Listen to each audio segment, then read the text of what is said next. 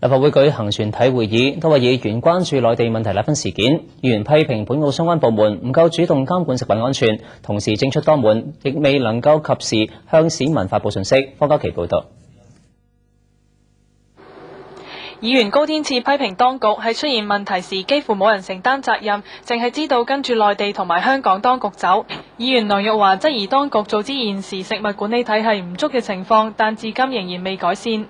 議員劉本立亦認為多個部門管理食品安全可能令相關部門缺乏責任感同埋主動性。佢哋都要求政府盡快設立一個專門嘅食品安全管理機構。議員高開賢、鄭志強及賀定一議程前聯合發言，指出現時距離實施新勞工法只係剩低3個幾月，但唔少僱主對新舊勞工法嘅唔同之處仍一知半解，促請當局盡快展開宣傳推廣工作。議員陳澤武喺議程前發言中呼籲加快修訂民生法律，佢又預期本澳面對經濟調整期，未來1年中小微企將面臨更大嘅經營壓力，期望政府加大輔助力度。議員歐錦新批評交通事務局冇檢討黃實線是否過多過濫，反而呼籲居民改變車到門前嘅習慣，係漠視居民及旅客對的士嘅需求。認為警方針對的士黃實線上落客嘅措施係報復行為，應當立即停止。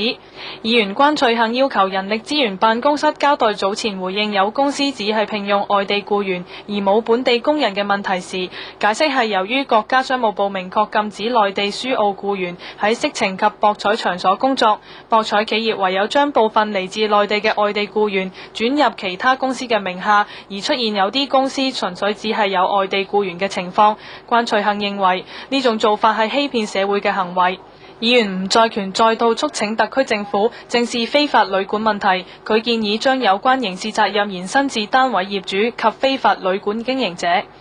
議員容榮恩促請特區政府以北京殘奧為契機，推動本澳成為無障礙城市。